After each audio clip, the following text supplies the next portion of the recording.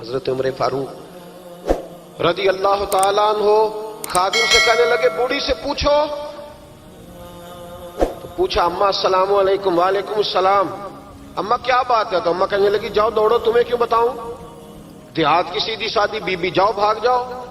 کہا نہیں اماں مہربانی کرو اندر تو آنے دو. بڑی منت کے بعد اماں مانی. عمر فاروق عام آدمی نہیں جس سے دنیا کامتی ہے. حضرت عمر اندر گئے. اماں کیوں پریشان ہو؟ تو اماں کہنے لگی تمہیں کیوں بتاؤں, میرا اپنا دکھ ہے. چل اماں بتا دے, تیری مہربانی. اماں کہنے لگی میں ایک بیوہ ہوں, بے اولاد ہوں, کوئی میرا سہارا نہیں. مجھے عمر فاروق سے بڑی شکایت ہے. میرے اوپر 25 دینار کا قرضہ چڑھ گیا ہے اور 3 دن ہو گئے میں نے روٹی نہیں کھائی, اور عمر نے میری خبر نہیں لی. حضرت عمر کو پتہ چل گیا لوارث ہے, اس کا کوئی 2 4 10 ہزار ووٹ کوئی نہیں. ایک کو میکے سے 6 مربے نہیں لے کے آئی, ایک اکیلی تنے تنہا. اور بھائی جب اللہ کا خوف ہوتا ہے تو پھر انسان ان غریبوں کو بھی مناتا ہے. پھر ریڑھی والے کی بھی اہمیت بڑھ جاتی ہے, پھر رکشے والے کی قدر بھی بڑھ جاتی ہے. حضرت عمر فاروق رضی اللہ تعالیٰ عنہ کہنے لگے اماں عمر سے شکوہ ہے؟ کہاں؟ جناب عمر کہتے ہیں میں نے ایک جملہ کہا تو اماں نے تو مجھے لاجواب کر دیا.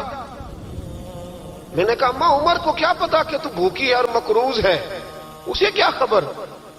تو اماں کہنے لگی کیا کہا تم نے؟ عمر کو خبر نہیں, اسے پتا نہیں؟ تو عمر سے کہو نا چھوڑ دے حکومت, اس کے حوالے کرے جو خبر رکھ سکتا ہے. کیوں بیٹھا ہے پھر؟ ہمارے حکمران کہتے ہیں ابھی میں صدمے میں ہوں, نکلوں گا تو بات کروں گا. نہ ادھر ادھر کی تو بات کر, یہ بتا کہ قافلہ کیوں لٹا. مجھے رہزنوں سے غرض نہیں, تیری رہبری کا سوال ہے. ہاں تجھے جواب دینا پڑے گا.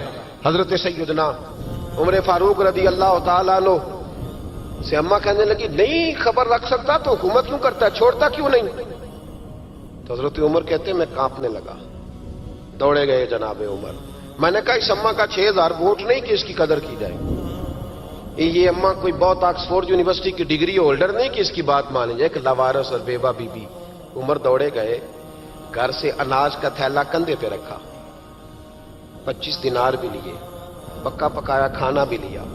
خادم کہنے لگا حضور مجھے دے دے میں اٹھا لیتا ہوں. تو حضرت عمر فرمانے لگے چل وعدہ کر قیامت کے دن بھی میرا بوجھ اٹھائے گا. کہنے لگا جی نہیں وہاں نہیں اٹھا سکتا. فرمایا پھر آج بھی نہ اٹھا, مجھے ہی اٹھانے دے, یہ میرا بوجھ ہے تو مجھے ہی.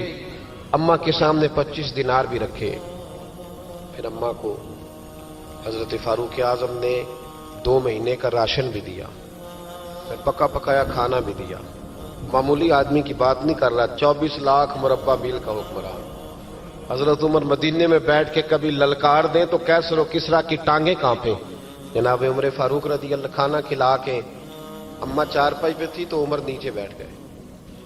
کہنے لگے اماں چل عمر کو معاف کر دے, چل چل جانے دے, کوئی حرج نہیں, بیچارے کو پتہ نہیں چلا.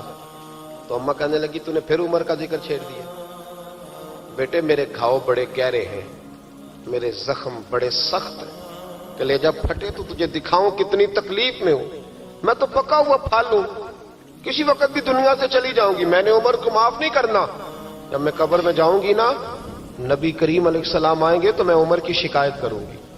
میں کہوں گی حضور اس سے پوچھئے یا رسول اللہ بیوہ اور بوڑھی کا خیال ہی نہیں کیا. تو آپ کے غلام کہتے ہیں میں نے عمر کو کبھی اتنا روتے نہیں دیکھا جتنا آج روئے. کہنے لگے اماں عمر کو میں جانتا ہوں وہ کمزور ہے, یہ شکایت نہ لگانا, وہ کمزور ہے, مقابلہ نہیں کر سکے گا, یہ شکایت نہ لگانا, چل معاف کر دے. تو اماں کہنے لگی اچھا تو مجھے کچھ اچھا لگتا ہے, جا تیری خاطر عمر کو معاف کیا, تو پیارا لگا ہے, جا معاف کیا, تیری خاطر معاف کیا, تیری خاطر عمر کو معاف کیا. حضرت عمر فاروق کہنے لگے مجھے لکھ کے دو. کون اتنے جتن کرتا ہے, کون؟ کسی سے کہنا جا اپنی اماں کو منا لے, تو کہتے ہیں نہیں نہیں میری غلطی کوئی نہیں تو مناؤں کس بات پہ, ہمیں تو 20 دلیلیں آتی ہیں. جا ابا کے پیر پکڑ لے. پتہ ہے نبی پاک علیہ السلام نے فرمایا جس کا باپ راضی ہوگا اسی کا اللہ راضی ہوگا, اور جس کا باپ ناراض ہوگا وہ سارا دن وظیفے پڑھے, اس کا اللہ راضی. یہ ابو داؤد شریف کی حدیث ہے. نا جی بڑی مہربانی, پیسے نہ لائیے گا آپ. اب بات سنیں, وہ بھی میں سمیٹنے کی طرف آ رہا ہوں, ختم کر رہا ہوں, آپ میری بات پہ توجہ رکھیں. عزیز بھائی, نبی کریم صلی اللہ تعالی علیہ وسلم نے جو اپنے غلاموں کی تربیت کی تو حضرت عمر فاروق کہنے لگے لکھ کے دو, लिख दो। तो अम्मा कहने लगी आप लिखें मैं साइन कर देती हूं, आप लिख दे मैं साइन करती हूं।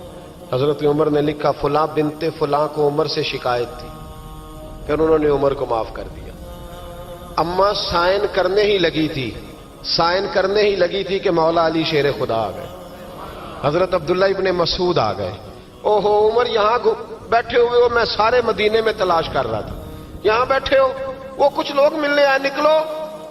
अम्मा ने सुना कि ये उमर थे तो अम्मा उठ के खड़ी हो गई। आय हाय उमर थे, आप उमर थे? तो जनाब उमर कहने लगे अम्मा तूने जो कहा ठीक कहा, लेकिन अपने वादे पे कायम रहा, ये जरा साइन कर दे। अम्मा ने साइन किए तो हजरत उमर फारूक फरमाने लगे अली आ गए हो तो बतौर गवाह तुम भी दस्तखत कर दो। अब्दुल्ला इब्ने मसूद तुम भी बतौर गवाह दस्त। जब साइन हुए तो जनाब उमर ने रुक्का लपेटा और मौला अली शेर खुदा से फरमाने लगे अली ये रख लो, मुझे लगता है मैं तुमसे पहले दुनिया से जाऊंगा, और जब मैं पर्दा कर जाऊं ना तो ये रुक्का मेरे कफन में रख देना। अगर हुजूर अलैहिस्सलाम ने पूछा ना मेरी उम्मत के साथ क्या सलूक करके आए हो, तो रुक्का निकाल के कहूंगा या रसूलल्लाह एक बूढ़ी नाराज थी, मैं उसे भी राजी करके आया। हुजूर ये मैं राजी। भाई जब तक हम अल्लाह से नहीं डरते मुआशरा इस्लाह पजीर नहीं हो सकता। हजरत उमर फारूक रदी अल्लाह तआला अन्हु ना बाहर वालों का भी बड़ा सख्त हिसाब करते थे। बड़ा एक गवर्नर साहब ने लिबास बड़ा शानदार पहनना शुरू कर दिया था, तो हजरत उमर ने उतरवा के ना तो उन्हें टाट का लिबास पहना के तो ऊंट चराने की ड्यूटी दे दी थी। इतना सख्त एहतसाब करते। कसाई की दुकान पर भी 1-2 घंटे खड़े होते थे। जो आदमी मुसलसल 2 दिन गोश्त खरीदता था ना, फरमाते थे इसका टैक्स बढ़ा दो, लोगों को दाल नहीं मिल रही और ये रोज गोश्त खाता है। हजरत फारूक आजम उसको जजिया कहा जाता था या कुछ और मामलात होते थे बढ़ा देते थे। मुसलसल जो 2 दिन आदमी गोश्त खाता था, फरमाते थे मदीने में गुर्बत है, अगर ये वाला निजाम तुम करोगे तो गरीब लोग किसकी तरफ देखेंगे। लेकिन उससे ज्यादा बढ़कर जो उनकी जिंदगी का म्यार और स्टेटस था वो ये था कि अपने घर का खास ख्याल रखते, खास तवज्जो करते। मुल्क शाम से और ईरान से कुछ लोग आपकी खिदमत में आए तो वहां से कुछ कनीजें भी आईं, उनके बादशाह पैगाम लेके। शाह ईरान की कनीज को मलका ने कहा कि ना हजरत उमर की जौजा को देख के आना जरा किस तरह की है।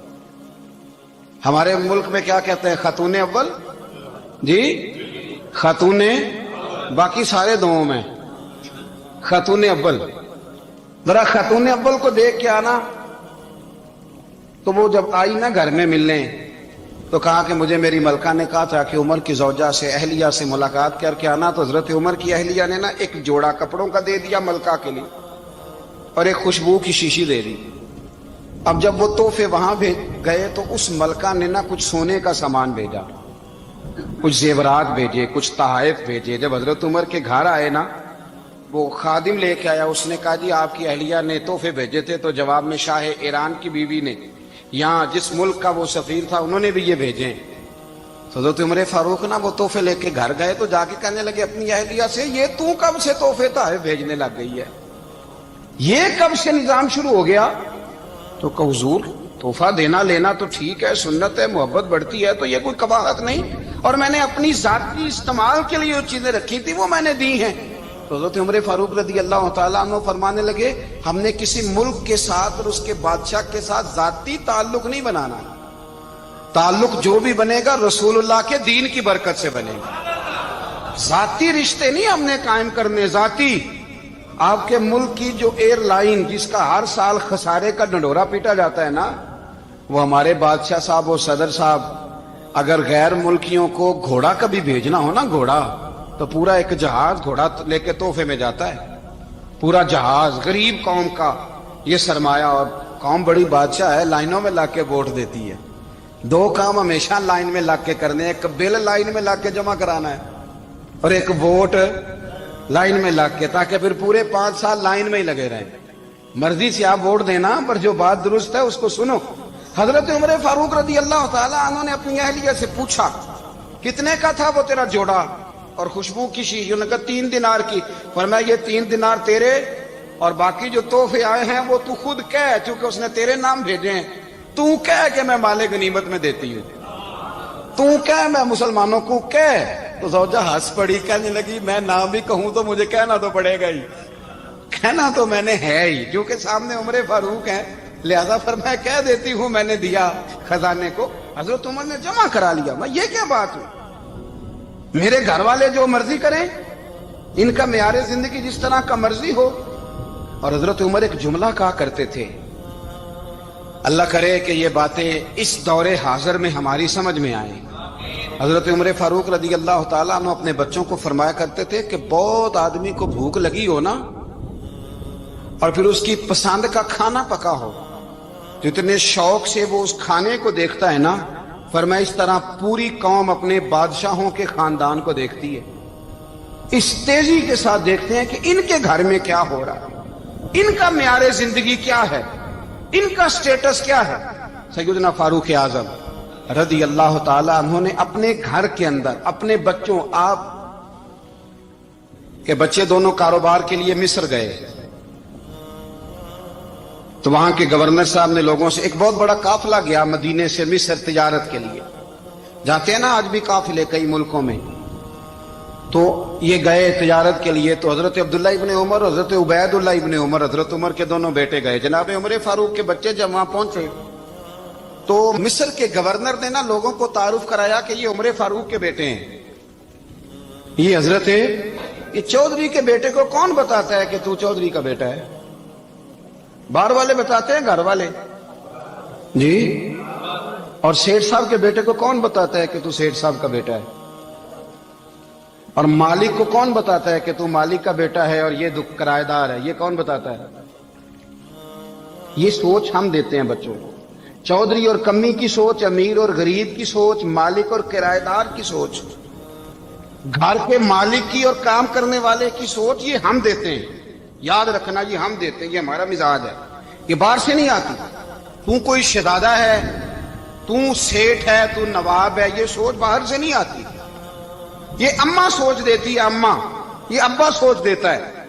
اور پھر جب تباہی اترتی ہے تو اس کے ذمہ دار بھی باہر والے نہیں ہوتے, گھر والے ہوتے ہیں. گھر والے, ہمارے بچوں کی طبیعتوں پر زیادہ نقش باہر والوں کا نہیں ہوتا, گھر والوں کا ہوتا ہے. یاد رکھیے گا. حضرت عمر فاروق رضی اللہ, بچے ہیں, شہزادے ہیں, وہ کاروبار کرنے گئے اور وہاں لوگوں نے بتایا گورنر صاحب نے کہ یہ فاروق اعظم کے بچے امیر المومنین کے. لوگوں نے ان سے زیادہ مال خریدا, تجارت میں زیادہ نفع ہوا. ظاہر ہے کہ وہ آپ کے جو اللہ خیر کرے حکمران ہیں, ان کے کاروبار کتنے ملکوں میں ہیں, کس بنیاد پر ہیں؟ وہ صرف اس بنیاد پر کہ وہ حکمران رہے, ان کے لیے آسان تھا بڑے لوگوں سے تعلقات بنانا. حضرت عمر فاروق رضی اللہ تعالیٰ عنہ کے بچے ڈھیروں مال کما کے جب واپس آئے نا, تو حضرت عمر سے آ کے بچوں نے بطور محبت کا, ابا جی اللہ نے بڑا ہی فضل کیا ہے, بڑا مال کمایا الحمدللہ, یہ دیکھیں کتنا نوازا ہے. تو حضرت عمر کہنے لگے سارے قافلے نے اتنا ہی کمایا, سارے قافلے نے اتنا ہی کمایا؟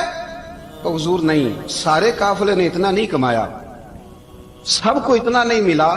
وہ تو وہاں گورنر صاحب نے لوگوں کو تعارف کرایا تھا کہ یہ عمر کے بچے ہیں, تو لوگوں نے پھر ہم سے بڑا ہی خریدا. تو حضرت عمر فرمانے لگے ٹھیک ہو گیا, میں بات سمجھ گیا, اس طرح کرو جو تمہاری اصل زر تھی نا, جو راز تھی, وہ رکھ لو, اور باقی سارا مال مال خزانہ میں جمع کرا دو. اس لیے کہ یہ تم نے تجارت نہیں کی, یہ تم نے اپنے باپ کا نام بیچا ہے, یہ تم نے امیر المومنین کے بیٹے ہونے کا فائدہ اٹھایا ہے. فرمایا یہ تمہارا نہیں حق, یہ مسلمانوں کا ہے, اس لیے کہ یہ مال تم نے محنت سے نہیں کمایا, یہ باپ کی کرسی کا فائدہ اٹھایا ہے.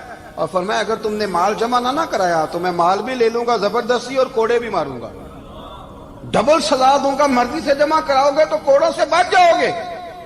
بڑے بیٹے نے تو جمع کرا دیا, تو چھوٹا تھوڑا پریشان ہوا.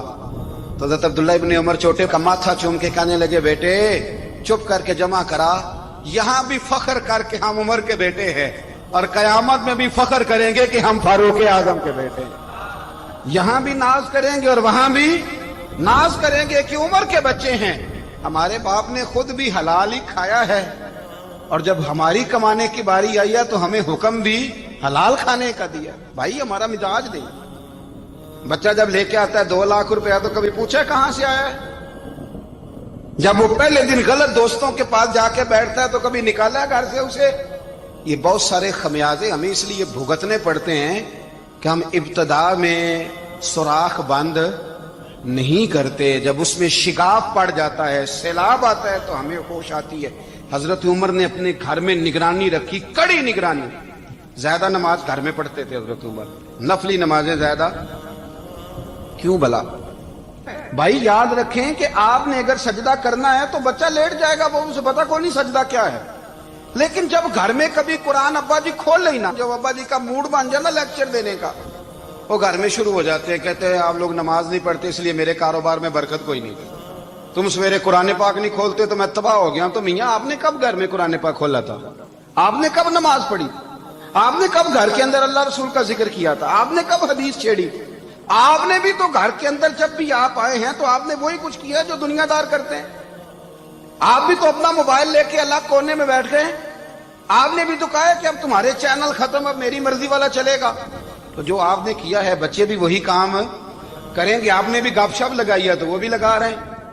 یہ سمجھ لیں جو کام آپ کریں گے، آپ اپنے بچوں کی سیرت میں اس کا جلوہ دیکھ لیں گے۔ بڑی پکی سی بات ہے کہ آپ کو بچے کی عادتیں دیکھ کے سمجھ آ جائے گی کہ میں بھی یہی کرتا تھا اور یہ بھی۔ حضرت عمر فاروق رضی اللہ تعالیٰ عنہ وصال فرما گئے تو آپ کے وصال کے بعد حضرت عثمان غنی رضی اللہ تعالیٰ عنہ نے آپ کی ایک بیوہ سے نکاح کیا، حضرت عمر کی ایک بیوہ سے۔ جب وہ آپ کے نکاح میں آئی تو کہنے لگی حضرت عثمان غنی سے کہ حضور نہ تو میں خوبصورت ہوں اور نہ میں جوان ہوں، نہ آپ کی کوئی خدمت کر سکتی ہوں، میرے ساتھ نکاح کرنا سمجھ میں نہیں آیا۔ کیا شاندار جواب دیا حضرت عثمان غنی نے، کیا خوبصورت جواب دیا۔ فرمانے لگے میں نے اس لیے نکاح نہیں کیا کہ مجھے تمہارے حسن سے دلچسپی تھی یا تمہاری خدمت کی ضرورت تھی، میں نے تو اس لیے نکاح کیا ہے کہ مجھے بتاؤ عمر فاروق گھر کے اندر اپنے رب کی عبادت کس طرح کرتے تھے، وہ قرآن پاک کس طرح پڑھتے تھے، وہ رویا کیسے کرتے تھے، استغفار کا طریقہ کیا، کس وقت کس انداز میں وہ اپنے رب کو یاد کرتے تھے۔ اس لیے کہ عمر کئی دفعہ گھر سے آتا تھا تو میں اس کے چہرے پر نور دیکھا کرتا تھا، میں روشنی دیکھتا تھا، ایک معیار دیکھتا تھا۔ نکاح اس لیے کیا ہے کہ مجھے عمر کی جو گھر کے اندر کی عبادت ہے اس سے آگاہ کرو، تاکہ عثمان غنی بھی چاہتے ہیں اس طرح کے عمل کرو جس طرح کے عمر فاروق کر کے گئے ہیں۔ بھائی جب تک ہم اپنے گھر میں وہ توجہ نہیں دیں گے، وہ مزاج دیکھیں نا، ہمارے گھروں میں جب نقشہ پاس ہوتا ہے تو ٹی وی لان بھی اس میں ہوتا ہے، ڈرائنگ روم بھی ہوتا ہے، نماز کی جگہ بھی ہوتی ہے نقشے میں۔ صحابہ جب گھر بناتے تھے تو ایک مسجد بیت کا نقشہ پاس کرتے تھے، ذہن میں رکھتے تھے کہ یہ کونا نماز کے لیے، وہاں جوتے لے کے کوئی نہیں جائے گا، وہاں نماز پڑھی جاتی تھی، عورتیں وہاں اعتکاف کرتی تھی۔ ٹی وی لان تو آ گیا ہے اور گھر کے اندر ٹی وی رکھنے کے لیے تو ایک کمرہ الگ سے بنا دیا گیا ہے، اور اب جو نئے نقشے پاس ہو رہے ہیں اس کے اندر گھروں کے اندر جگہ بنائی گئی ہے جہاں کمپیوٹر رکھے جائیں، اور بچوں کے لیے وائرنگ ہوگی نیچے تاکہ انہیں کوئی مشکل درپیش نہ ہو۔ یہ ساری چیزیں ہم نے نہانے کے لیے گھروں کے اندر اتنے بڑے واش روم بنائے ہیں کہ لگتا یہ ہے کہ سوائے نہانے کے اور کام ہی نہیں کوئی گھر میں ہوگا، ہر چیز آ گئی۔ پر اللہ کرے کوئی تفسیر بھی ٹیبل پہ پڑی نظر آئے، کوئی حدیث کی کتاب بھی ٹیبل پہ پڑی نظر آئے۔ اللہ کرے کہ جس طرح ابا لطیفہ سن کے آتا ہے تو جب تک سنا نہ لے اسے ہضم نہیں ہوتا، اللہ کرے کہ وہ جمعے میں بیان سن کے جائے تو اس کا بھی دل کرے میں اپنے بچوں کو سناؤں، وہ نبی پاک کی کوئی حدیث کہیں سے سنے تو گھر جا کے سنائے۔ جب تک یہ معیار نہیں بنتا آپ کیسے توقع کرتے ہیں کہ گھر کے اندر اللہ کی رحمتیں نازل ہوں گی؟ آپ یہ کیسے توقع کرتے ہیں کہ گھر کے اندر وہ معیار اور وہ مزاج بنے گا؟ حضرت عمر فاروق نے ذاتی زندگی پر جو توجہ دی، گھر والوں کے معیار پر جو توجہ دی حضرت عمر فاروق رضی اللہ تعالیٰ عنہ نے، وہ بھی بڑی دیدنی ہے۔ حضرت ابو موسیٰ اشعری کو نا آپ نے وزیر خزانہ بنایا، وزیر خزانہ، تو حضرت ابو موسیٰ اشعری کہتے ہیں کہ حضرت عمر کو شیخ خزانے میں رہنے تو دیتے نہیں تھے۔ تو ایک دن میں صفائی کر رہا تھا اس کمرے کی جس میں خزانہ رہتا تھا۔ ہمارے تو ملک میں جو جاتا ہے وہ صفائی کر کے ہی جاتا ہے، اللہ خیر کرے۔ اور خیر معیار بدلتا ہے، جو پچھلی حکومت ہوتی ہے وہ قرضہ اٹھاتی ہے، وہ باہر سے جاتی ہے تو قرضہ لے کے آتی، اور جو نہیں آتی ہے وہ کہتی ہے ہمیں پیکج مل گیا ہے، وہ قرضہ نہیں اٹھاتے۔ ان کو کیا ملتا ہے؟ یعنی پچھلی نے قرضہ لیا تھا اور ہم نے، واہ جی واہ کیا خوبصورت انداز ہے، اس کا نام بدل کے نا، انہوں نے قرضہ لیا تھا اور ہم نے، میں کہا بڑے شاندار سیانے بندے ہو گئی۔ اور اللہ تعالیٰ خیر فرمائے. ہمارے جو بڑے شاندار قسم کے دوست ہیں نا، شاندار، جن کا ادب سے نام لیتے ہیں، وہ عرب کے بادشاہ ہیں. ہم تو عرب خالی کہتے بھی نہیں، عرب شریف کہتے ہیں، عرب شریف. انہوں نے پتہ کیا کیا ہے؟ انہوں نے اس طرح کیا ہے کہ جو کشمیریوں کا قاتل تھا نا، اس کے گلے میں میڈل ڈال دیا ہے. یہی کام وہ کرتے رہتے. انہوں نے پہلے انہیں بلا کے مندر بھی بنوائے تھے، ہمیں کوئی شکوہ نہیں، ان کی زمین ہے، اللہ تعالیٰ توفیق عطا کرنے والا ہے. پر خیال یہ تھا کہ چلو کشمیریوں کے زخموں پر نمک نہ چھڑکتے، 2 مہینے انتظار کر لیتے، کچھ حالات سنور جاتے، کچھ تھوڑا انتظار. ہیں ہمارے دوست، ہمارے وزیر اعظم صاحب جب جاتے ہیں تو وہ پھولوں کا ہار ڈالتے ہیں ہمارے دوست. لیکن انہیں وہ حدیث یاد نہیں کہ نبی پاک علیہ السلام نے فرمایا جب میرے مومن کو تکلیف ہوتی ہے تو مجھے بھی گنبد خضرا میں تکلیف ہوتی ہے.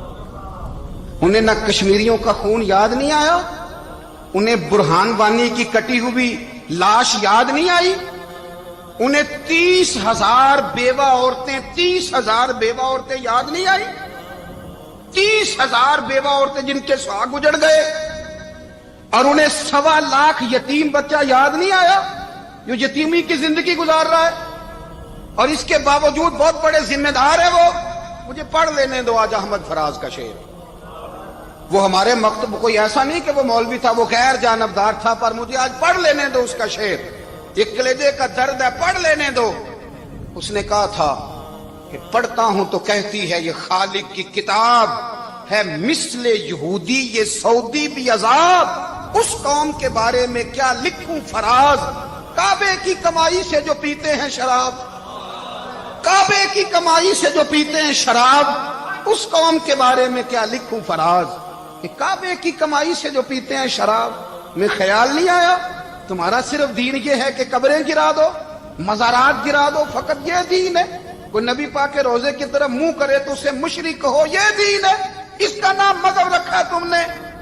مذہب تو اس کا نام ہے کہ جو رسول اللہ کا نام لینے والا ہے وہ ہمارا یار ہے، اور جو نبی پاک کا نام لینے والا نہیں، ہمارا اس سے کوئی تعلق ہے. یہ دین ہے. حضرت عمر فاروق کی سیرت سنا رہا ہوں، حضرت عمر کی. حضرت ابو موسیٰ اشعری نے ایک عیسائی کو منشی رکھا تھا، اکاؤنٹ آفیسر حضرت ابو موسیٰ اشعری نے. تو حضرت عمر فاروق بول پڑے، کہنے لگے تمہیں مسلمان کوئی نہیں ملا تھا؟ کلمہ گو نہیں تمہیں نظر آئے؟ کشمیریوں کی لاشیں نظر نہیں آتی؟ ان کا خون بہ رہا ہے، تباہی اتر رہی ہے، اور تم قاتل کو گولڈ میڈل پہنا رہے ہو. اور یاد رکھنا، جب مسلمانوں کی بچیاں روندی جاتی ہوں نا تو پھر اسلام امن کا درس نہیں دیتا، پھر اسلام جہاد کی بات کرتا ہے. پھر اسلام جہاد کی بات کرتا ہے، جہاد کی. وہ قومیں غیرت مند نہیں ہوتی کہ جن کے گھروں میں آگ لگی ہو اور وہ غیروں کو ہار پہناتی پھرے. اللہ کا کچھ خوف کرو. زندگی مختصر ہے. دبئی میں کتنے رہے اور کتنے چلے گئے. خدا را کچھ خدا. تم سے اچھے تو وہ نیو یارک کے رائٹر ہیں جو کم از کم اپنے کالموں میں کشمیر کی بات کرتے ہیں. تم سے اچھا برطانیہ کا وہ شخص ہے جو کم از کم BBC لندن پہ رپورٹ جاری کرتا ہے تو کہتا ہے کشمیر پہ ظلم ہو رہا ہے. تم سے تو وہ اچھے رہ گئے. تم نے بات کرنا تو دور کی بات، تم نے دشمنوں کے گلے میں ہار پہنانے شروع کر دیے. کل جب پوچھیں گے بلا کے تم کو اپنے سامنے، کیا جواب جرم دو گے تم خدا کے سامنے؟ بڑی تکلیف ہوئی، بڑی تکلیف ہوئی. وہ نا منصور حلاج کو پھانسی دی جا رہی تھی تو حضرت جنید بغدادی بھی آ کے دیکھنے لگے. تو منصور حلاج کہنے لگے بابا سارا زمانہ دیکھے پر تو نہ دیکھ. سارا زمانہ تماشا دیکھے انہیں تو پتا کوئی نہیں نا، تو نہ دیکھ. عرب شریف والو، ٹرمپ اسے انعام دیتا تو تکلیف کوئی نہیں تھی، ملکہ وکٹوریا اسے انعام دیتی تو تکلیف کوئی نہیں تھی، پر تم تو نہ ایسا کرتے. تم تو اپنے تھے، تم تو کلمہ گو تھے، تم تو یہ ظلم نہ کرتے، تم تو یہ حرکت نہ کرتے. میں کہتا ہوں ٹھہر ہی جاتے. جانا نہیں دنیا سے، اللہ کے حضور حاضر نہیں ہونا. جب رسول اللہ قبر میں آئیں گے تو کیا جواب دو گے؟ خدا را. حضور نے فرمایا تھا گناہ روک نہیں سکتے تو دل میں ہی برا جان لو. ذالک اضعف الایمان، یہ کمزور ایمان ہے. کم از کم اتنی حد تک تو آ جاؤ، دشمن سے گلے تو نہ ملو. خدا را سمجھے، ہمارا پہلا تعارف یہ ہے کہ ہم رسول اللہ کے غلام ہیں. اقبال نے کہا تھا وطن کا بت نہ بنانا، وطن کو بت نہ بنانا. اقبال کہنے لگے ان تازہ خداؤں میں بڑا سب سے وطن ہے، جو پیرہن اس کا ہے وہ مذہب کا کفن ہے، اس لیے کہ بازو تیرا توحید کی قوت سے قوی ہے۔ اسلام تیرا دیس ہے، اسلام تیرا دیس ہے، کیونکہ تو مصطفی ہے، تو نبی پاک والا ہے، مصطفیٰ والا۔ اسلام تیرا دیس ہے، تو مصطفی ہے۔ امریکہ میں جو مسلمان رہتا ہے ہمارا بھائی ہے، اور پاکستان میں جو مرزائی رہتا ہے اس سے ہمارا کوئی تعلق نہیں ہے۔ حضرت عثمان غنی نے اپنے چچا کے بیٹے سے کہا تھا کہ تو کلمہ نہیں پڑھتا تو تیرا میرا رشتہ کوئی نہیں۔ بلال حبش سے آیا ہے پر میرے نبی کا غلام ہے تو سگے بھائیوں سے بھی آگے ہے۔ ہزاروں قومیں وجود میں آئیں دہر میں خشک و تر کے رشتے سے، پر ہم نے بنیاد دوستی رکھی یاد خیر البشر کے رشتے سے۔ اپنی ملت پر قیاس اقوام مغرب سے نہ کر، خاص ہے ترکیب میں قوم رسول ہاشم۔ کچھ خیال کرے، پہلا تعارف دین ہے، اگر دین نہیں تو پھر کسی وطن کی کوئی ضرورت۔ اس لیے کہ پاکستان کا تصور اقبال نے پیش کیا نا، تو اقبال کہنے لگے ان تازہ خداؤں میں بڑا سب سے وطن ہے جس کو تم بت بنا کے پوجتے ہو۔ ہمارا وطن تو ہمیں جان سے زیادہ پیارا ہے، پر پہلے پاکستان نہیں، پہلے اسلام، پہلے اسلام تیرا دیس ہے، تو مصطفی ہے۔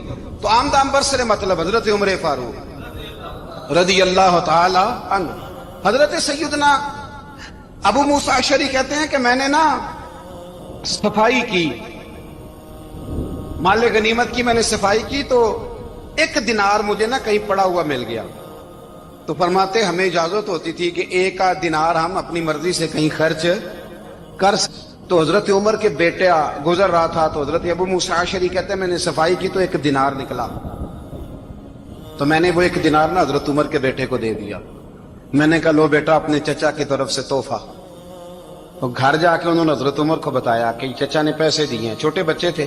حضرت عمر نے حضرت ابو موسیٰ اشعری کو بلا لیا اور بلا کے فرمانے لگے میں تو تمہیں اپنا دوست جانتا تھا اور تو نے میری اولاد کو ہی دنیا دار بنانا شروع کر دیا، میرے بچوں کو ہی تم نے دنیا دار پیسوں پہ لگانا شروع کر دیا، میں تو تمہیں یار سمجھتا تھا۔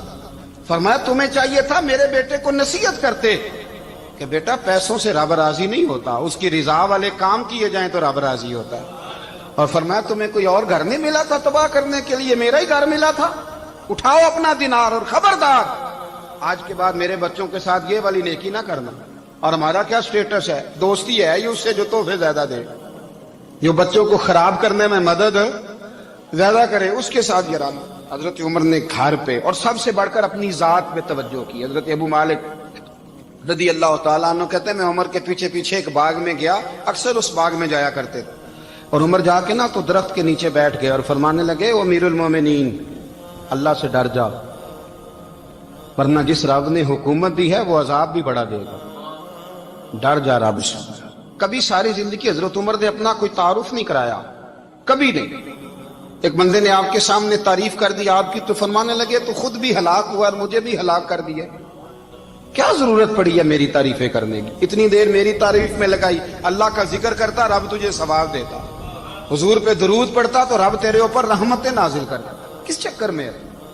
آج جتنا اچھی کوئی خوشامد کرے اتنی اچھی وزارت ملتی ہے، جتنی اچھی اس کو جو ہے وہ چاپلوسی کرنی آیا درجہ بھی اسے اتنا ہی اچھا ملتا ہے۔ حضرت عمر فاروق رضی اللہ تعالیٰ عنہ آپ کے بیٹے کہتے ہیں، صاحب فتوح الشام نے لکھا ہے، آپ کے صاحبزادے کہتے ہیں میں نکلا تو میرے ابا جی نا اپنی پشت پر مشکیزہ رکھ کے کنویں سے پانی بھر کے آ رہے، میں دوڑ کے آگے گیا، میں نے کہا ابا جی مجھے دے دے۔ فرمانے لگے بیٹا تیرا کیا خیال ہے، کوئی اور نہیں تھا مشکیزہ بھر کے لانے کے لیے، تیرا کیا خیال ہے؟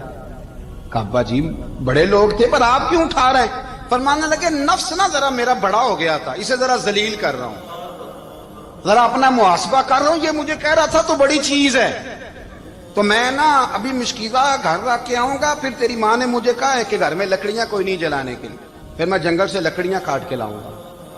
اب میں امیر المومنین بن کے نا تو میرا نفس تھوڑا بڑا ہو گیا۔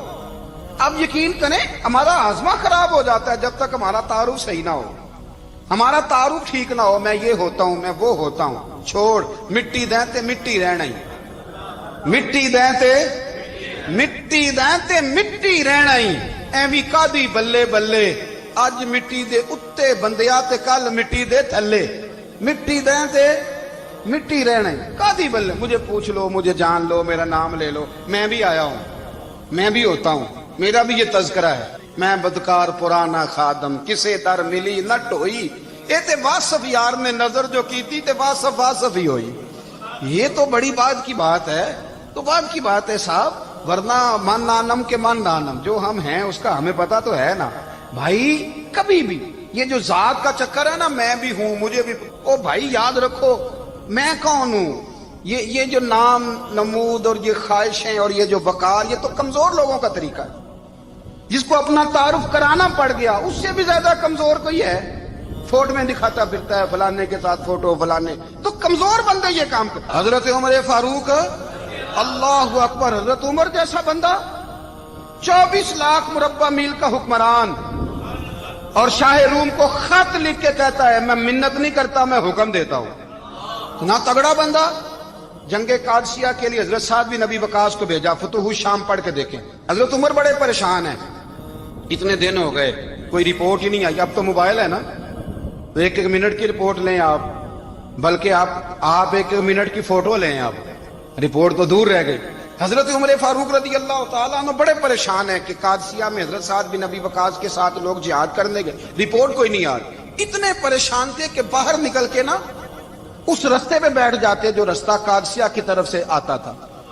उस जो भी आता जाता पूछते जंग के क्या हालात हैं। उधर जब अल्लाह ने फतह दे दी ना, तो हजरत साद बिन नबी वकास रदी अल्लाह तआला अन्हु ने ना एक कासिद को खत दे के भेजा, कहने लगे उमर के पास जाओ, उन्हें इत्तला दो कि अल्हम्दुलिल्लाह अल्लाह ने इस्लाम को फतह अता कर दी। ये हजरत उमर को जाके देना, वो बड़े परेशान होंगे। वो जो उस जमाने में इस तरह होता था कि कई दूर दूर से सहाबा जो दूसरे शहरों के मुल्कों के रहने वाले होते थे, वो भी आके शामिल हो जाते थे जिहाद में। कोई एक दफा मदीने आया, कोई 2 दफा आया, फिर अपने अपने इलाकों में। बहुत सारे लोगों ने ज्यादा दफा हजरत उमर को देखा भी नहीं था। वो जो कासिद खत लेके आया था ना, उसने एक आध दफा देखा था, हजरत उमर बूढ़े हो गए, वो पहचानता नहीं था। मेरी बात की समझ आ रही है आप हजरात? उधर से वो खत लेके आ गया। हजरत उमर मदीने से बाहर निकल के उस रोड पे बैठे थे जो कादसिया से आता था। जब वो उस आदमी को आते देखा तो हजरत उमर उठ के खड़े हो गए, फरमाने लगे कादसिया से आ रहे हो? वो क्या कहता है? फटे पुराने कपड़े, टूटे हुए जूते, सर पे पुरानी पगड़ी। कहने लगे गुलाम मदीने के रहने वाले हो? हजरत उमर कहने लगे हाँ मदीने का हूं। कहा मैं कादसिया से आया हूं, अल्हम्दुलिल्लाह अल्लाह ने इस्लाम को फतह दे दी है, अल्हम्दुलिल्लाह कुफर की कमर टूट गई है। उसने ये बात करके तो घोड़े को एड़ी लगाई, घोड़ा दौड़ने लगा मदीने के। हजरत उमर भी साथ साथ दौड़ रहे हैं। फरमाने लगे अच्छा बताओ खालिद बिन वलीद का क्या हाल है? थोड़ा आगे जाके फरमाने लगे उसामा बिन जैद कैसे है? वो कहते ठीक है। फिर उसने और घोड़ा, उमर साथ साथ दौड़ रहे हैं, साथ साथ। 24 लाख मुरब्बा मील का हुक्मरान, एक जूता पैर से निकल गया, उमर दौड़ रहे हैं। आगे जाके पूछते हैं साद बिन नबी वकास का क्या हाल है? तो हुजूर वो भी ठीक है। कितने लोग मेरे शहीद हो गए मुसलमानों में से? कहने लगा सही गिनती का नहीं पता, ये लफ्ज अदा होते होते मदीने की सरहद आ गई। लोगों ने उमर को घोड़े के साथ दौड़ते देखा तो कहा अमीरुल मोमिनीन क्यों दौड़ रहे हैं? वो गुलाम छलांग लगा के नीचे आया, कदमों में बैठ गया। कहने लगा हुजूर आपने बताया ही नहीं आप अमीरुल मोमिनीन है। आप फरमाने लगे क्या बताता? मैं तो ऊंट चराने वाले का पुत्र हूं, क्या बताता? वो उमर हूं जिसने अपने गुनाहों का हिसाब देना है, क्या बताता? जो साद बिन नबी वकास को जिहाद पे भेज के खुद बुजदिलों की तरह घर में बैठा है, क्या बताता? कोई हैसियत नहीं, कोई तार। तूने अच्छा किया, तू तो मुजाहिद था, मुझे साथ साथ दौड़ाया, तूने अच्छा किया। जितने लोग थे चीखे मार के रोने लगे। हजरत फारूक आजम से कहने लगे उमर जब तक तेरे जलवे रहेंगे अल्लाह कामयाबियां ही अता फरमाएगा, जब तक तेरा रंग रहेगा अल्लाह ताला नवाजता ही रहेगा। कुछ नहीं, कभी अपना आप जाहिर ही नहीं किया। बहुत बड़े थे, बहुत बड़े थे हजरत उमर, बड़े थे, लेकिन सारी जिंदगी अपने मुहाज। हजरत अबू राफे गुलाम थे, कुरान पाक बड़ा सोना पढ़ते थे। हजरत उमर जब भी उन्हें मिलते कहते अबू राफे तो उमर से अच्छा है, कुरान बड़ा शानदार पढ़ता है। तो वो कहते हुजूर अगर मैं कुरान सही पढ़ता हूं तो आपको कुरान की तशरीह ज्यादा सही आती है, आप भी तो मुझसे अफजल हैं। तो आप फरमाते नहीं फिर भी तो मुझसे अफजल है। क्यों? इसलिए कि तू अपने गुलाम अपने आका की नौकरी भी ठीक करता है और रब की इबादत भी ठीक करता है। اور مجھے خالص صرف عبادت کرنی ہوتی ہے وہ بھی ٹھیک نہیں کر پاتا. ساری زندگی اپنا محاسبہ, ساری زندگی اپنے گریبان میں دیکھا, ساری زندگی اپنے آپ کو پرکھا, اپنے آپ کو ٹٹولا. 62 سال عمر بیت گئی. حضرت حذیفہ بن یمان ایک صحابی تھے. میرے نبی کریم علیہ السلام نا ان سے راز کی باتیں کرتے تھے. ہر بندے کا ہاضمہ ٹھیک نہیں ہوتا, سب سے راز کی بات نہیں کرنی چاہیے. حضرت حذیفہ بن یمان کہتے ہیں حضور راز کی باتیں بتاتے. مدینہ منورہ میں جو منافقین تھے ان کی لسٹ بھی نبی پاک نے حضرت حذیفہ بن یمان کو دی تھی. جب کوئی مشکوک آدمی مر جاتا نا تو صحابہ کہتے ہیں ہم دیکھتے اگر حضرت حذیفہ نے جنازہ پڑھا تو ہم بھی جنازہ پڑھ لیتے. نبی پاک نے بھی کچھ جنازے نہیں پڑھے. ترمذی میں ہے, فرمایا عثمان سے جو بغض رکھے اس کا جنازہ نہیں پڑھیں گے. حضرت حذیفہ بن یمان اگر جنازہ پڑھتے تو لوگ پڑھتے, وہ نہ پڑھتے تو لوگ جنازہ نہ پڑھتے. حضرت حذیفہ بن یمان کہتے ہیں جناب عمر فاروق کی خلافت کے آخری ایام تھے, کچھ دنوں کے بعد وہ شہید ہو گئے. فرماتے آدھی رات کا وقت تھا, میں گھر میں سویا تھا بڑا بے فکر, اچانک میرے دروازے پہ دستک ہوئی, میں گھبرا کے اٹھا. اتنی رات کو کون آیا؟ کہتے ہیں قربان جاؤں, دروازے پہ گیا تو امیر المومنین فاروق اعظم دروازے پہ. میں نے کہا عمر کوئی حکم تھا تو مجھے بلا لیتے. کہنے لگے میں نا امیر بن کے نہیں آیا, تیرا ویر بن کے آیا ہوں. امیر المومنین کی حیثیت سے سرکاری کام سے بلاتا تو وہاں بلاتا, مجھے ایک ذاتی کام پڑ گیا. کہتے میں نے عمر کو گھر کی اندر بلا کے چارپائی پہ بٹھایا. میں نے کہا حضور میں غریب آدمی, میں کیا آپ کے کام آ سکتا ہوں؟ تو کہتے ہیں انہوں نے نا مجھے ساتھ بٹھا لیا, پھر میرا ہاتھ پکڑ لیا. کہنے لگے تو عمر کو جانتا ہے؟ عمر جھوٹ نہیں بولتا. تو جانتا ہے؟ عمر وعدوں کا پکا ہے. کہا حضور جانتا ہوں. کہا میں اس وقت آیا ہوں جب دیکھ بھی کوئی نہیں رہا.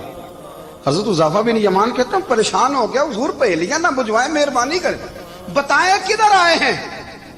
حضرت عمر فاروق فرمانے لگے 62 سال کا ہو گیا ہوں, 63 میں چل رہا ہے, داڑھی سفید ہو گئی ہے, ال پک گیا, اٹھ فریدا ستیا, داڑھی آ گئی پور, اگا نیڑے آ گئی, پیچھا رہ گئی دور. اب قبر اشر کا معاملہ صاف نظر آنے لگا ہے. کہا حضور مجھ سے کیا چاہتے ہیں؟ حضرت عمر رو پڑے. کہنے لگے آج میں عشاء کے بعد نکلا ہوں تو نبی پاک کے صحابہ مجھے نیک کہہ رہے تھے. پھر میں نے بچوں کی ماں سے اور بچوں سے بھی پوچھا ہے, وہ بھی مجھ سے راضی ہیں. پر حذیفہ تیرے ساتھ نبی پاک راز کی باتیں کرتے تھے, سچ بتا کہیں عمر کا نام منافقوں میں شامل تو نہیں؟ سچ بتا ان منافقین میں تو شامل نہیں, کہیں اوپر سے تو نہیں سارا کچھ؟ حضرت حذیفہ بن یمان کہتے ہیں میں باپ کے مرنے پہ اتنا نہیں رویا جتنا عمر کے سوال پہ رویا. میں قدموں میں بیٹھ گیا. میں نے کہا نہیں عمر, یہ تو میں نے نہیں سنا, لیکن یہ میں نے نبی پاک سے ضرور سنا ہے کہ میرے بعد اگر کوئی نبی ہوتا تو عمر ابن خطاب ہوتا. یہ میں نے اپنے کانوں سے سنا ہے کہ عمر جس گلی سے گزرے شیطان راستہ بدل جاتا ہے. یہ میں نے اپنے کانوں سے سنا ہے کہ 950 سال حضرت جبریل جناب عمر کی شان بیان کریں تو پھر بھی بیان نہیں ہو سکتا. یہ میں نے ضرور سنا. دوستو ساری زندگی حضرت عمر نے اگر دوسروں کا محاسبہ کیا تو اپنا اور اپنے بچوں کا بھی کڑا خیال رکھا, اپنی ذات پر بڑی توجہ دی. جو لوگ اپنا بھول جاتے نا, ہمیں اپنی صحت کا بڑا خیال ہے لیکن اپنی روحانی زندگی کا کوئی خیال نہیں ہے, قلبی زندگی کا کوئی تصور نہیں ہے. آپ یقین کریں موٹا آدمی کمزور ہونے کے لیے جدوجہد کر رہا ہے, کمزور طاقتور ہونے کے لیے, لیکن جس کو کتنے دن بیت گئے اللہ رسول کی یاد میں رویا ہی نہیں, کتنے دن بیت گئے نعت سننے کو دل ہی نہیں چاہا, جسے مہینوں بیت گئے اور قرآن پاک کی طرف نظر ہی نہیں گئی, وہ فکر مند ہی نہیں. زندگی زندہ دلی کا نام ہے, مردہ دل کیا خاک جیا کرتے ہیں. بھائی حضرت عمر کی زندگی دور حاضر میں ہمیں یہ سبق دیتی ہے کہ کڑی نگرانی رکھو اپنے پودوں کی, کڑا خیال رکھو اپنے ذاتی باغ کا, اور یہ جو تمہارے دل کی دنیا ہے یہ تمہاری روح کی زندگی ہے, اس کا محاسبہ کرتے رہو. نبی کریم علیہ السلام نے فرمایا اپنا حساب خود کر لو قبل اس کے کہ تمہارا حساب کیا جائے. اپنا حساب بولیے, اپنا حساب. ہم ساری دنیا کا حساب کرتے پھرتے ہیں, کوئی کہاں سے کماتا ہے کہاں کھاتا ہے, پر اپنا حساب حضور نے فرمایا حساب کر لو قبل اس سے کہ تمہارا حساب मौला अली फरमाते हैं नमाज पढ़ लो कबल इसके कि तुम्हारी नमाज पढ़ी जाए, नमाज पढ़ लो कबल इसके कि तुम्हारी। अपना मुहासबा करें, थोड़ा सा ना ऊपर दाएं बाएं देखने की बजाय थोड़ी सी गर्दन झुका के ना, दरवेश कहते हैं बुरे बंदे नु मैं लब्बन टुरिया ते जग ते मिलिया ना कोई, अपने अंदर झाती पाई ते मैथों बुरा ना कोई।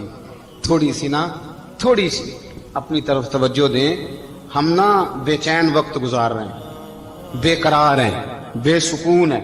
सबब ये है कि हमने ना अपना हिसाब करना छोड़